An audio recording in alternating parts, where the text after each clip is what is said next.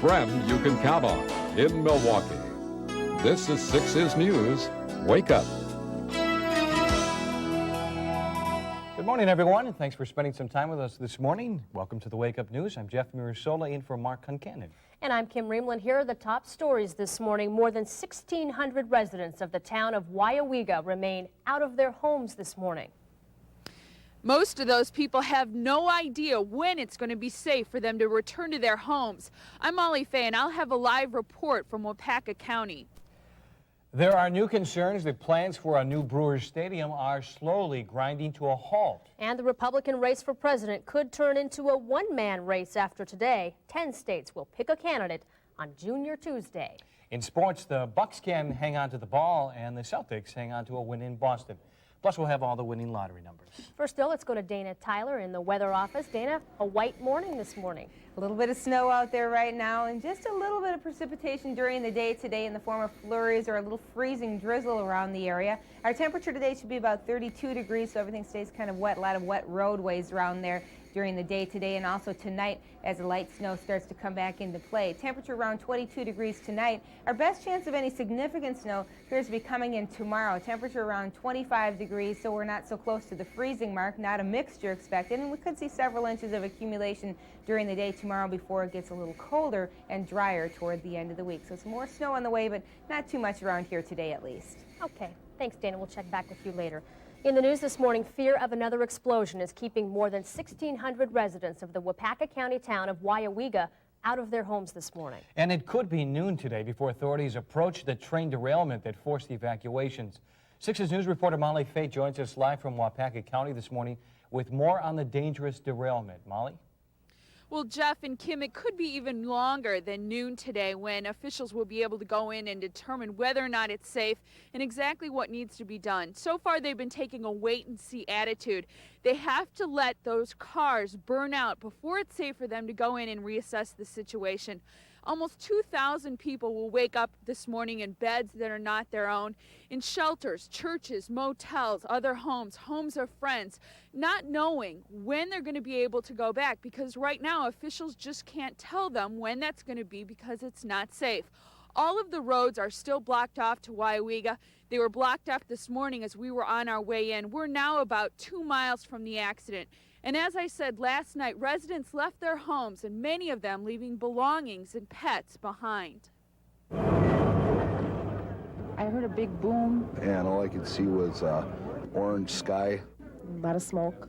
It was a frightening way to wake up for people in this small Wisconsin community. The orange ball in the sky was not the sun. A train derailed and a propane car exploded. Smoke poured into the sky. And it was just one big ball of fire. I mean, it was unreal.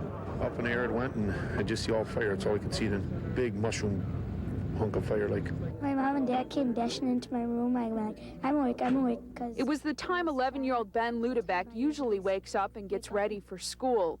He never got to make up last week's spelling test. Instead, he headed for shelter here with so many of his neighbors. And he left behind the black lab he loves. Her name is Pepper. We need to evacuate all the residents. Emergency crews evacuated the entire town of Weyauwega. More than 1,600 people. Red Cross trucks, ambulances, and cars brought people to hotels, churches, and other shelters. Many had to leave belongings and pets behind. You know, hopefully nothing happens to the town. You know, there's a lot of people that depends on the businesses of the town and a lot of homes. They tell me that I can't go down there. Emergency government, you're replacing them down there? And late into the night, the roads leading to the explosion are blocked off. And fear of an even bigger disaster remains. Now, yesterday about 5:30 in the afternoon, the governor went up in a helicopter to check out the situation. He came back and told us what he saw. He saw a couple of the trains that had been derailed that had petroleum gas burning. And as we understood it last night from emergency crews, the fire was still burning. And we have reason to believe this morning that that fire is still going and that it's still a hazard. Now, again, at 5:30 this morning, which is about now, we're expecting that another helicopter is going to be going in the air soon. I think it's still obviously a little bit dark for that to happen, but it was our understanding that the governor and some emergency crews were going to be taking another flight up to look at the situation. Jeff and Kim? Molly answered one of the questions that you think the fire's still burning. We were told that 14 of the 37 cars had the liquid propane. Do you know how many of them are still burning of that 14? Well, Jeff, we were told last night that 2 of them were still burning. There are 16, as you mentioned, that have hazardous materials on them. There's 1 million pounds of fuel on those cars, and that's why it's such a big deal, and the potential for danger is so great. Molly, you talked in your story about the pets and the belongings that people are worried about. Is there any indication as to when some people might be able to go home just to check on pets, just to go in even briefly? Emergency officials were very clear last night that they have no deadlines. They are not telling residents when they can go back. Schools are closed today. Businesses are closed today. They're telling people stay away from your home. Don't even try and go in there. They're trying to keep the area sealed off so that looters don't go in there and try and take things, so that people will feel okay about leaving their things behind. But at this time, we do not know when they're going to be able to return to their homes. It could be days. And how about the information clearinghouse? Is the Red Cross letting people know the latest information on that? The Red Cross has been very helpful, as well as the Salvation Army. They both have emergency crews from Milwaukee here in Weyauwega County. There are a lot of other emergency agencies from all over, not just Weyauwega County. The Army's here, the National Guards had people here, so a number of rescue crews and people helping to get information to people, food to people, cots and pillows and everything else. All right, Molly, I know we're going to be checking in with you later on in the hour. Thanks for your help this morning.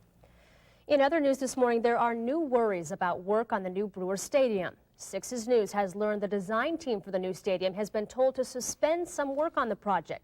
Sources close to the project say the work stoppage is not a sign that the project is grinding to a halt.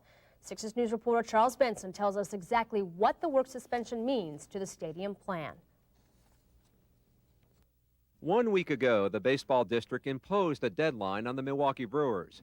Come up with your $90 million by March 22nd, or the 5-county sales tax will be suspended. At that time, the district chairman said all costs involved in the project would be reviewed, and if necessary, non-essential work could be postponed. This board has asked the chairperson to review the continuing activities of all the advisors and consultants on the project and to determine whether such activities should continue as we work towards this March 22nd date. One of the major costs right now is the design. For weeks, design teams in Milwaukee, Dallas, and Los Angeles have worked on the project. Sources say the district wants to make sure it has enough money to pay all of those costs in the event the sales tax is suspended. The district doesn't want to find itself in debt if the Brewers fail to meet the deadline. Just because some of the design work has been suspended, sources say it doesn't mean that all work on this project has come to a stop. But one source says it now looks unlikely that there'll be any groundbreaking ceremony before May 1st, which means this project is now almost 2 months behind schedule. Charles Benson, 6's News.